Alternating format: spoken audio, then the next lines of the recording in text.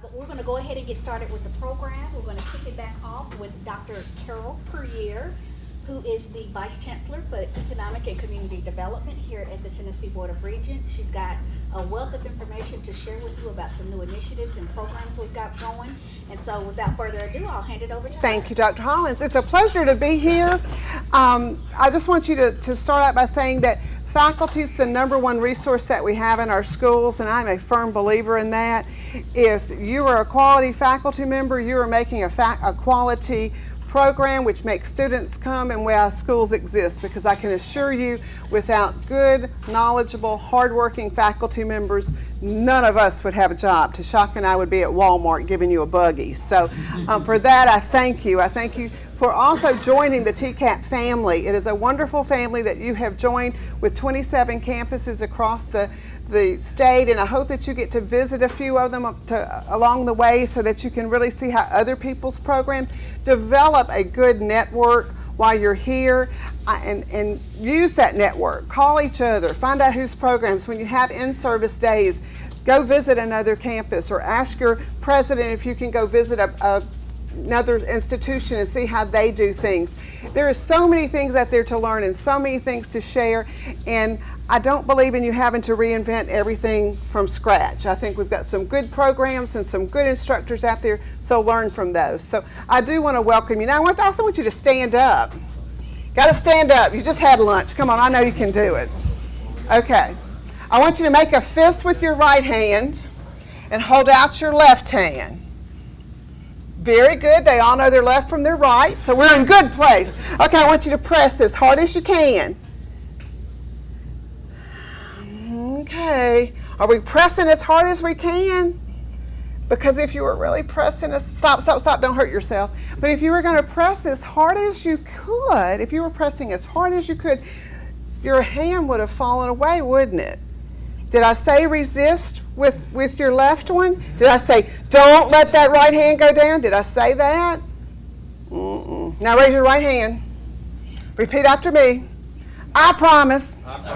And remember, this is on tape. Not to resist any of the ideas that we talk about in the Faculty Institute. Okay, you can sit down now. Now you've made me a promise. You're not going to throw anything at me.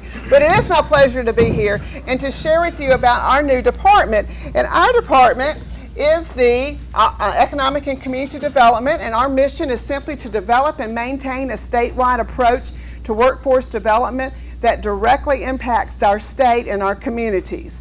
I will tell you that on the broad scope of things, economic development is good for this state. It requires a workforce. A workforce requires education. Education is what you do better than anyone else in the state, and that in turn makes for a better community. You have better school systems, better jobs, better paying jobs. People can pay more on taxes, your roads are better, your schools are better, your health care is typically better. So all of those things tie in together, and you play a key role in making sure that that happens. So I thank you for that. We are just a little over a year old. Chancellor Tidings established this in May of 2017. The staff is made up of just 4 people, including myself, and we'll talk about them in just a second. Prior to this division, we had an office of TCAT, and we had an office of community colleges. And when she reorganized, we became the workforce division with economic and community development. So we took the best of the TCAT office and the best of the community college office and made the ECD department. So I'm very proud and very privileged to get to work in that department. Prior to that, we had 46 institutions when we used to have the universities. We have how many TCATs? 27. Y'all are a little slow on that. 27. How many community colleges do we have? 13. That's right. So now we have 40 because the universities are all governed by themselves now. And it was confusing when we would go in and talk to companies and industry because, for instance, when I was at TCAT Murfreesboro as their president there many years ago, I would go in and there would be Motlow, and then there'd be Shelbyville, and then there would be sometimes Nashville State, then there would be TCAT Nashville, there could be another TCAT, and all of us in the room, and we were all trying to sell the company that we had the best programs. Well, how do you think that affected the customer?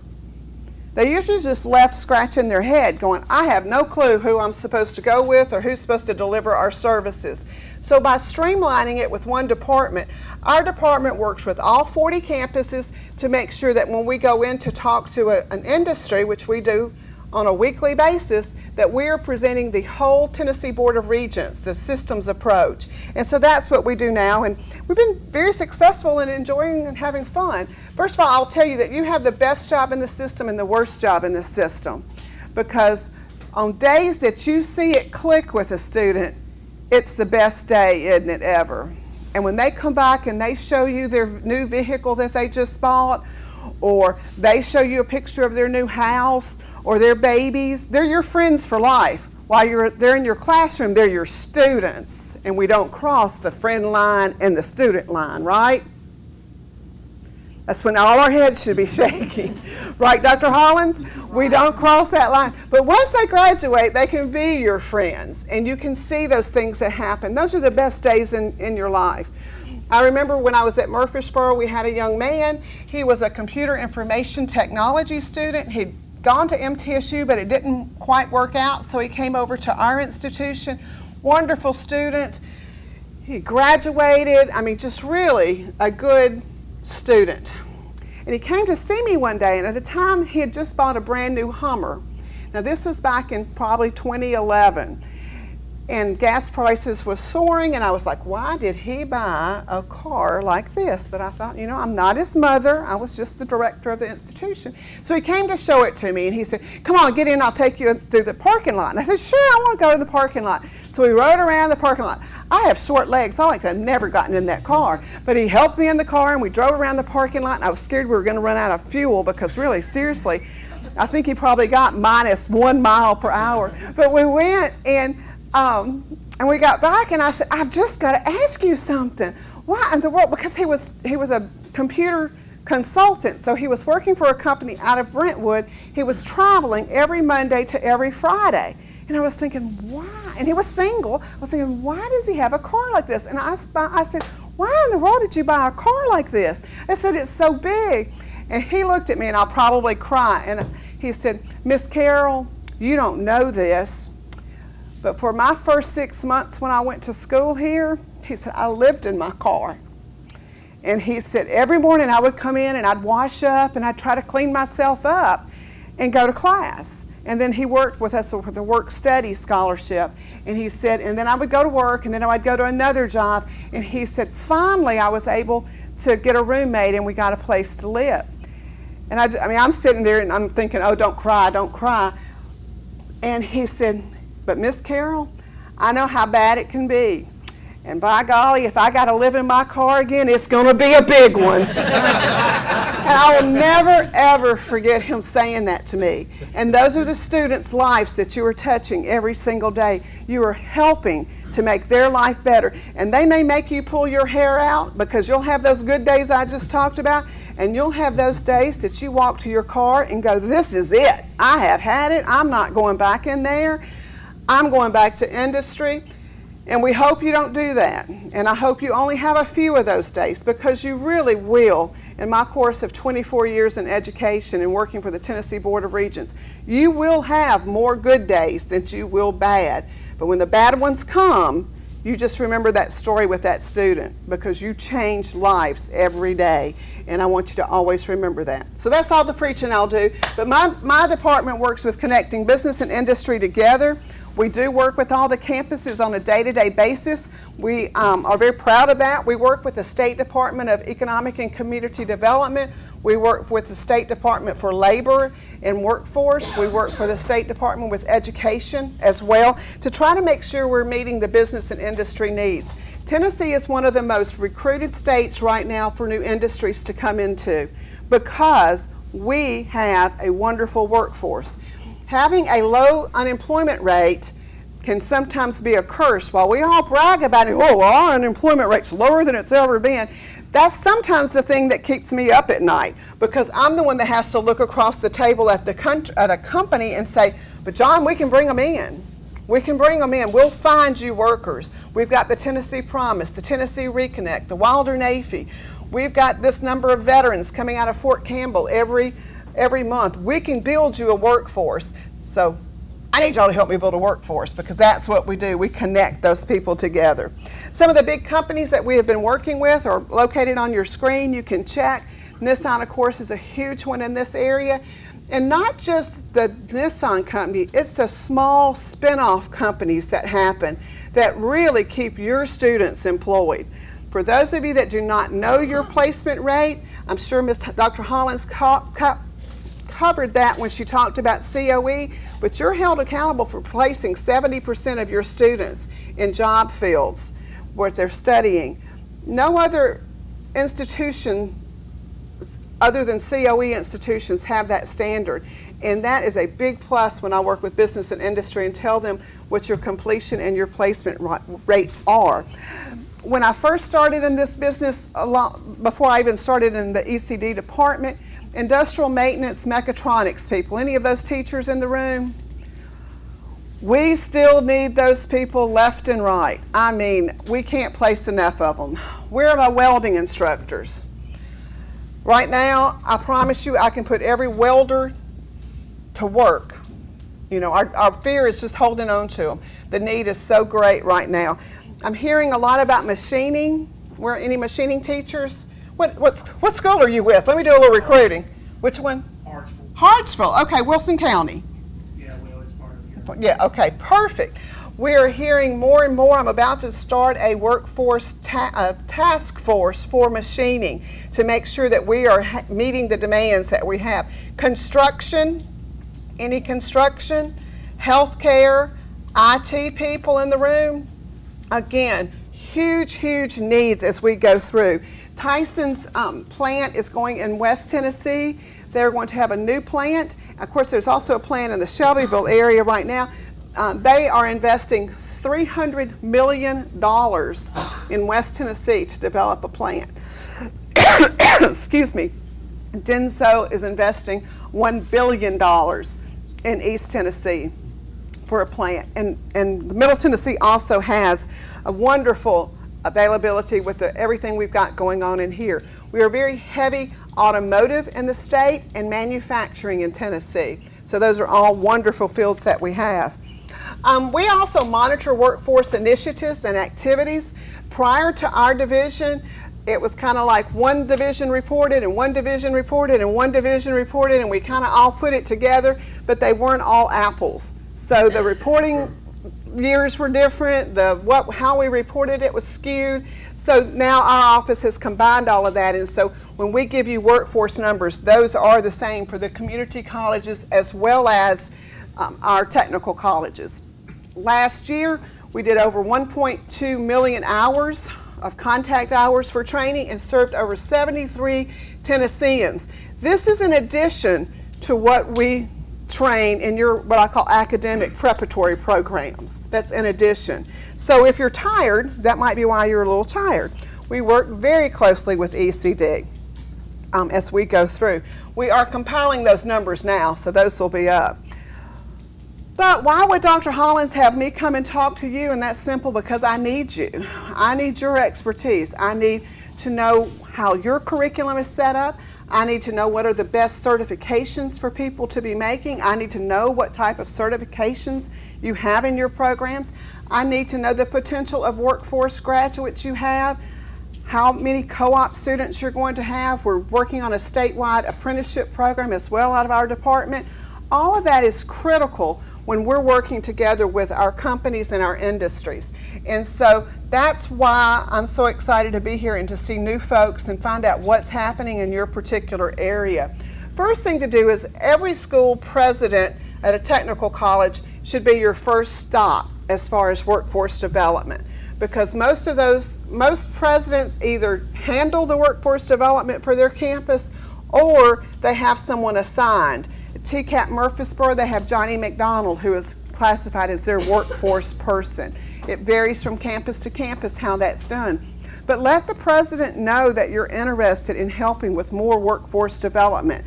I'd say get your feet wet, feel a little more comfortable in your classroom. I'm not big on trying to do everything at once. But once you feel pretty good about that, as you work with your advisory board and you see more and more about what industry needs, and you're hearing from what's going on, share with the president, share with their workforce person on your staff, and let them know that you're interested in helping with these projects.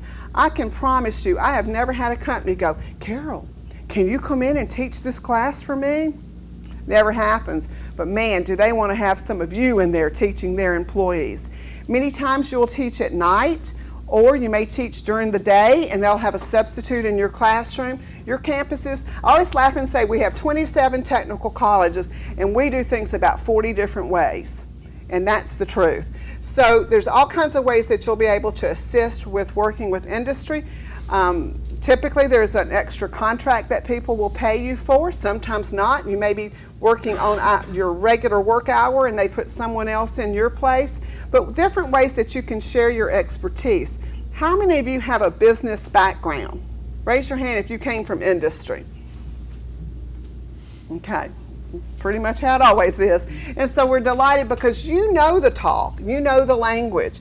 And that's one thing that we're trying to do in our department is to make sure that industry knows what our terminology is and we understand their terminology because they're different.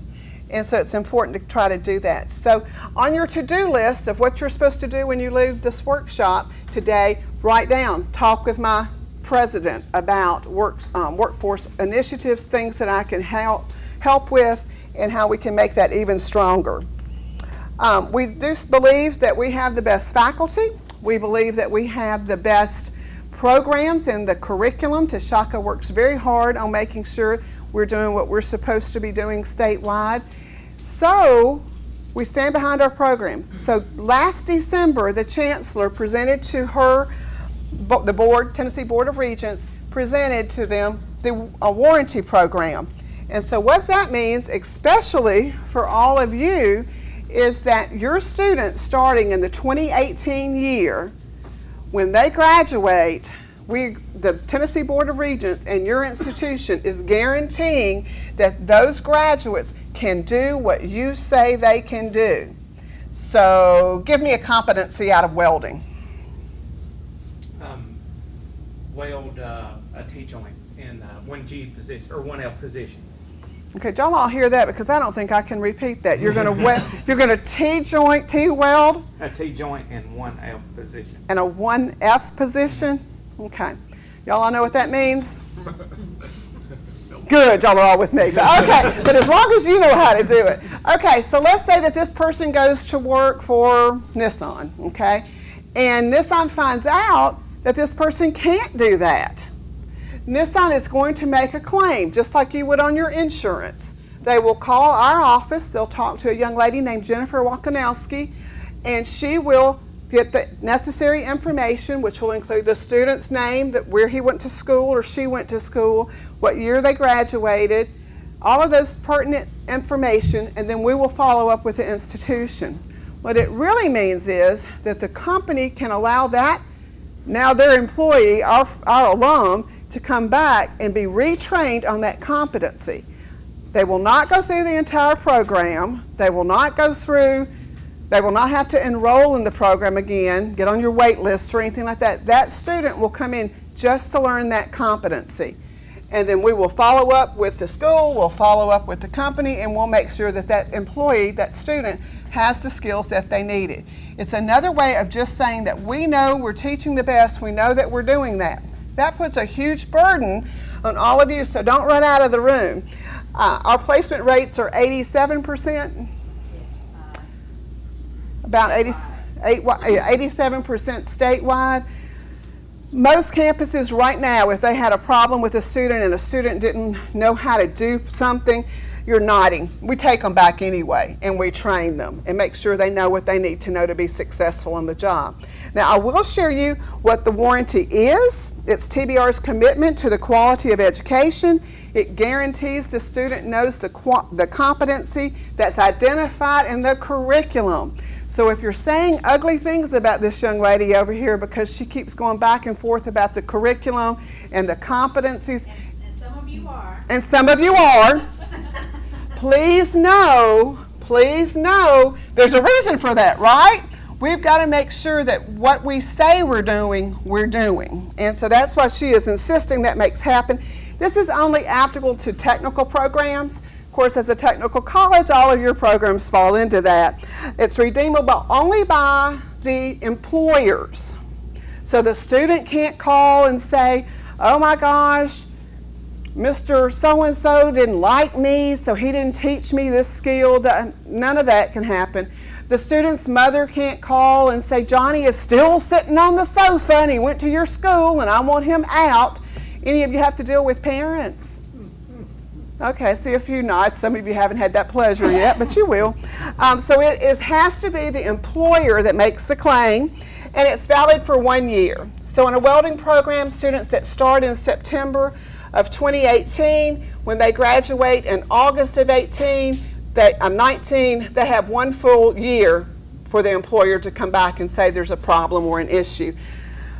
We have 4 people in our office. We are not expanding. We do not think we're going to have 150 calls. We do not think, but it is, again, proof that you're doing a great job and we feel comfortable standing behind you. This does not mean that they're going to pass their NCLEX, for those of you that are in allied health. It doesn't mean that about licensure, but it does mean that about those competencies. I think so important to understand. You know, it is not a total re-education. The community colleges were real worried about that when I presented this to them. It does not guarantee employment for your graduates. Have you ever had a student, those of you that have been teaching a while, that you thought, not sure that one's going to make it? You had any of those? Okay, we're not guaranteeing employment with this, and we're not guaranteeing, again, the licensure. But this is a really big deal, and you will help to make this successful. So I wanted to make sure that you knew this is one of our new initiatives that y'all start school next Tuesday, day after Labor Day. Okay, it goes into effect. Another initiative that we have is something called Tennessee Trained. Some local campuses have been sending people to this training. This is an initiative that is working, again, to develop that workforce mindset, that from Memphis to Mountain City, that workforce folks in our institutions are saying the same thing, and that we develop resources and working together to see how that we can best meet the workforce needs as we go through. By November, we had our first class last January, or January of 18. They graduated in April. We had about 70, and we have 50 more that have enrolled, and they'll graduate in November. It's 4 courses. If it ever works out where you can participate, I hope that you can, because you get to meet people from all across the state doing exactly what you do and talking about how you can best meet your workforce needs, as well as it doubles the resources that you have to be able to help in your class. But we have divided the state by the 3 grand divisions. Deanna Morris Stacy works with West Tennessee, I work with Middle, and Nathan Garrett works with the East. So as companies come in and they call us, we find out what they need, we get in touch with the institutions that are best equipped to handle their need, and we go from there. We do not do the training ourselves, but we're kind of just that one-stop shop that passes that along to other institutions. We also work on grants and initiatives that are given to us. So I have a great job. I love it, and I hope that you love yours as well. But Dr. Hollins, that kind of concludes it. Now, Dr. Hollins had me start, and her first comment was, Dwight Murphy and Jeff Sis did excellent jobs. They were wonderful. So there's nothing like a little pressure put on me. So I have no idea if I did what she wanted to or what those gentlemen did. But y'all give me a nice round of applause, and then she'll think they did. We'll have it on tape. But thank you again for what you do. I'm happy to answer any questions to Chuck. I'm not sure how we are on time. I think we're right on time. But any questions? My email address is carol.puryear@tbr.edu. Yes, sir. I'm kind of curious on the aviation side. Is it possible to establish partnerships with big corporations? Tell me what you mean by partnerships.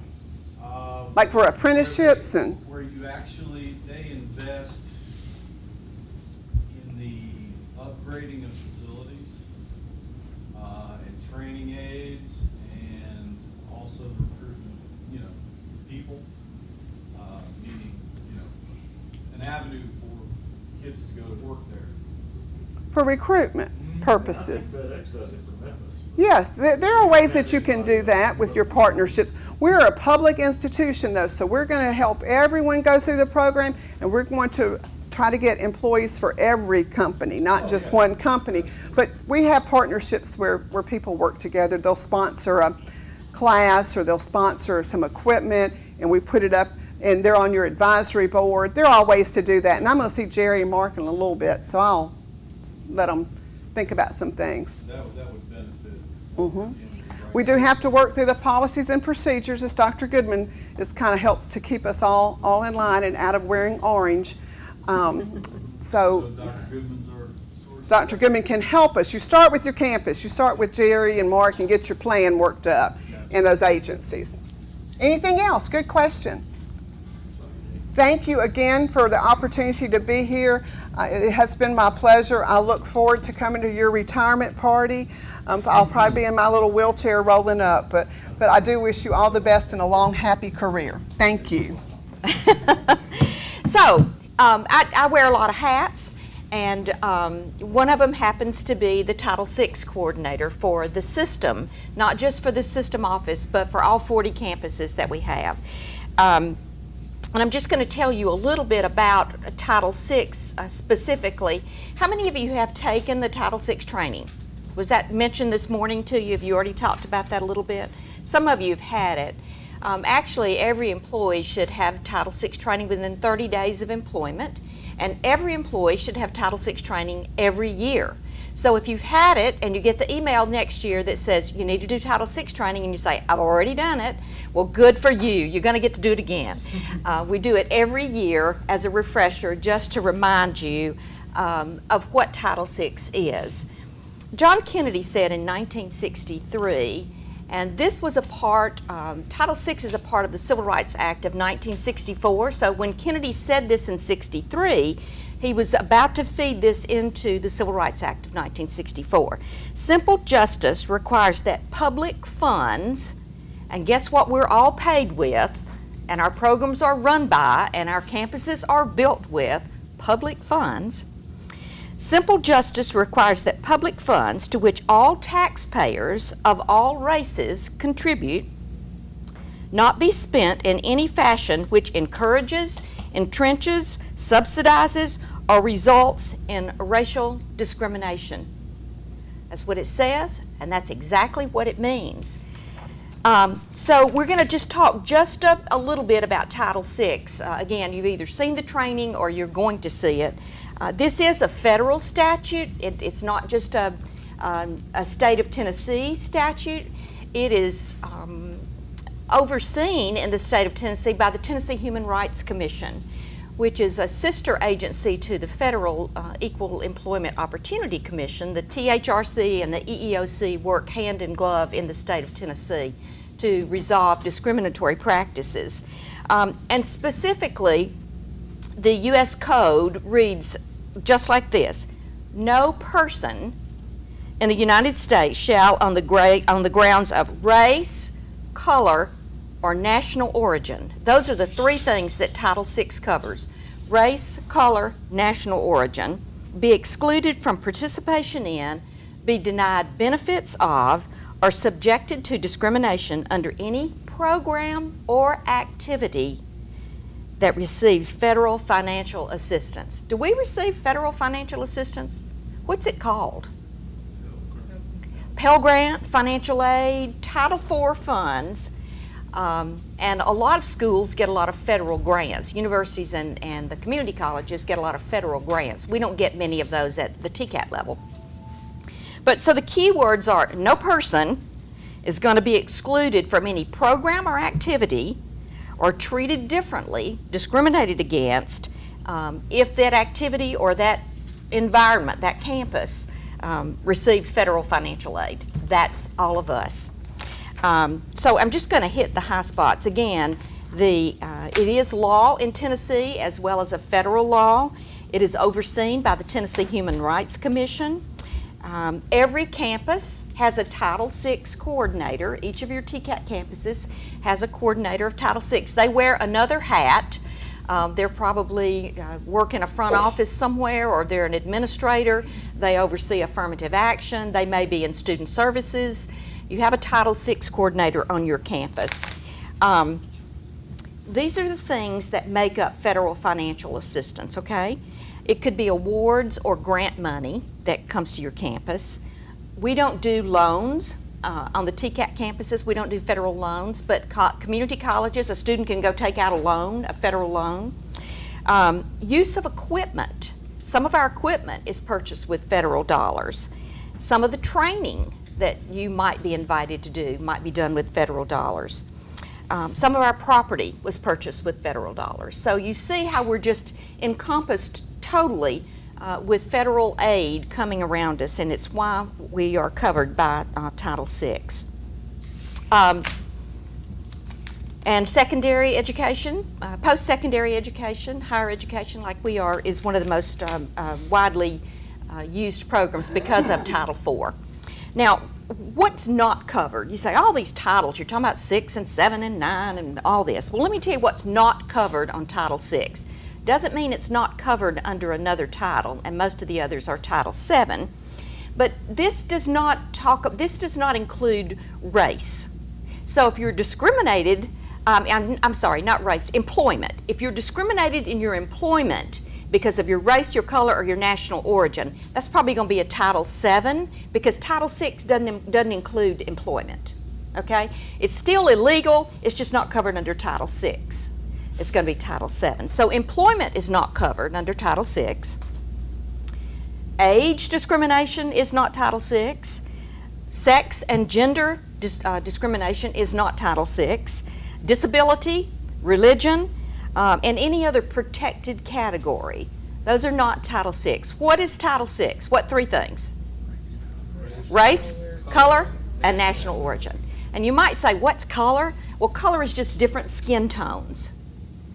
Even albino might be considered a color or lack thereof. So you could have a discrimination, Title VI discrimination under that. Now recently we are seeing a little bit of mixture between religion and national origin, because when people come to us of a different national origin, they sometimes have a different religion than the Christian, Judeo-Christian faith that the United States is famous for. So we are seeing a little bit of crossover with religion when it relates to national origin.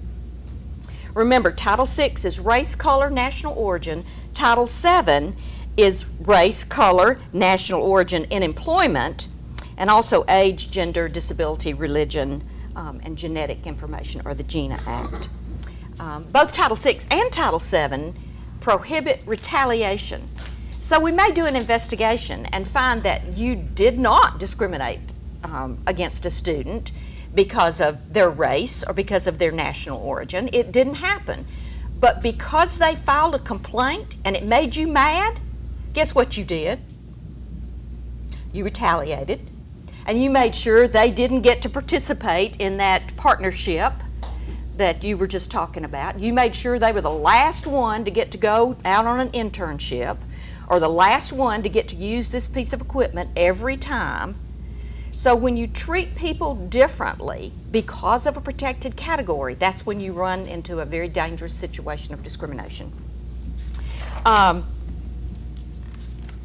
not going to go into great detail. Title VI also covers limited English proficiency. With the influx of students that we're seeing, we had how many, Tashaka, Dr. Hollins, in Reconnect? 30,000? No, how many? 13,000 for, no, Reconnect, I'm not sure. Okay, well, thousands, literally, tens of thousands of students are enrolling in our technical schools and our community colleges this fall that have never been before, or maybe they've been and they're coming back to finish. A lot of those have never been because they have never had the opportunity in our country, and their language is limited, their English language is limited. So this Title VI also covers limited English proficiency, and it doesn't mean that we have to make huge concessions once a student gets in our classroom. We don't have to stand there and interpret everything into another language for a student in a classroom. What we do have to make sure they understand is the programs that we offer, the activities that we offer. If they need like admissions form translated into another language, our admissions departments should be able to do that for them. So Title VI just says those who don't speak English or don't understand it well, if they are looking for information or access to a program, we have to provide that for them. And we're doing a good job of that on our campuses. Languages, the most often spoken languages in Tennessee: Spanish, Arabic, Vietnamese, Chinese, and Native African languages. Those are the top 5. There are a raw count from data this last year showed that there were 35,000 limited English proficiency people in Tennessee. And so we have some of those. You've worked with some of those already probably in your class. See if there was anything else. Who can file a complaint, and how would you file a complaint? An applicant for your school, somebody who's applying to come to your campus, and you don't want to help them. Maybe your front office doesn't want to help them because they don't speak good English or they don't understand. So an applicant for any kind of benefit, service, or any training that your campus offers. Participants, your students, and any eligible service providers that we might have could file a Title VI complaint. There is a 180-day limitation on filing a discrimination complaint for Title VI. And your complaint would be filed with someone on your campus, or you can call me, or you could have a student call me. The Tennessee Human Rights Commission helps us to determine whether a thorough investigation has been done and whether discriminatory practices have happened on your campus, perhaps even by you. Let's hope not. It's just important that we know that every student deserves to be treated with respect. And so Carol and I, Dr. Puryear and I, have often done a tag team presentation in this group it's called How Not to Get Fired. And there were some real good examples, and you'd say, really, that did not happen. Well, it did happen, and it will happen again. It's not the last time it's going to happen, but this is some of the bad behavior that could get you in trouble with Title VI or with something else. And one of that's offensive language or off-color jokes in your classroom, or insensitive jokes about race, color, or national origin. There's no place for y'all. And you say, surely to goodness, that wouldn't happen. Well, it does. And you know how I know it does? Because every student has one of those right there. Pick that up and go, yes, hold it up real high. What do they have on them? What feature does that have? A video camera. And let me tell you, if you think your students won't use it, I had a student that clipped a telephone onto his belt and videotaped his instructor for 2 full days. The instructor was terminated. The behavior was atrocious, and we absolutely could not believe it when we saw it. But the student had it right there and said, look, I got it. And it was not Title VI, it was it wasn't even, I mean, it was just bad behavior from an instructor. Failure to provide an interpreter on the front end for services that they're asking is something that could get you in trouble. And ignoring a claim of discrimination. If you have a student that comes to you and says, you know, I feel like I'm being discriminated against because of my national origin, and this is what happened to me, you have an obligation to report that. It may not be you, let's hope it's not, but someone else on your campus may have done that. If the student comes to you, then you have an obligation to go to that Title VI coordinator and say, I got a student that something doesn't sound right. Just run it to ground. Just make sure that there's nothing there happening. If you've not had Title VI, Dr. Puryear said on your to-do list, right under her to-do, put on your to-do for me, go back and ask your campus about Title VI training, because you should all have Title VI training every year. We should have 100% on every campus. Are there any questions? I don't want to take up your time. I wasn't on the schedule, but I'm happy to be here. And are there any questions about Title VI or any other discriminatory practices or questions that you might have? Yes, ma'am. I do. I'm bilingual. Uh-huh. So if I have a student who is Spanish Uh-huh. and I speak to that person or that student in Spanish in front of the class, is that passing the line, or should I take the student outside and then speak to them in Spanish? Or, I would take the student outside. I mean, what are you speaking about? well, about the lesson or something, or I don't know. I just the question was asked to me and I was like, so I was sort of like, I guess I would. Well, again, it's not our obligation to interpret for students once they become members of your classroom. If you're able to do that and it's not disruptive to the rest of the class, then by all means, find a way to do that. If she's not understanding, I was just having lunch with someone and we were talking about the difference in culture and language, especially with international students or students of a different national origin. And sometimes we use a lot of slang and a lot of acronyms, and they may not understand it, and so it might be easier to explain it to them in their language. But for you to, are you allied health or nursing? Nursing, okay. So, if you've just explained a paragraph in English to 3/4 of the class, and you've got 2 Spanish-speaking students, and now you come over and you interpret that same thing again in Spanish, then that's not the intent of Title VI. That's not what they're asking us to do. But if there are short phrases or something, then that's fine. If you're going to discipline or there's something going on in the classroom, then not only for a foreign-speaking student, for any student, don't discipline in front of the class. Take them out, set them apart, and have a conversation. Yes, sir. In our case, the student has to speak, read, and understand English proficiently to even apply to get your license to work on airplanes. And that's, okay, aviation. It's a Okay, requirement. so some of you won't have that. I mean, are not going to have this issue. What if we have a student that's just not proficient in English? Not because they're foreign speaking, they're just, No, because they don't speak English or write or understand English. What if we- well, then they can't make satisfactory progress if they're not understanding. I mean, it's not our obligation to provide interpreters inside the classroom for students who are limited English. We have to provide interpreters for those who are non-hearing. That is our obligation to do that. We don't have to provide, we might have, I mean, there are 168 languages spoken in the Nashville public schools. So you can imagine the expense and the cost that there would be. $77 million last year. I'm sorry? It cost $77 million. Okay, so there we go. According to And they have a different obligation in the public schools than we do in post-secondary education.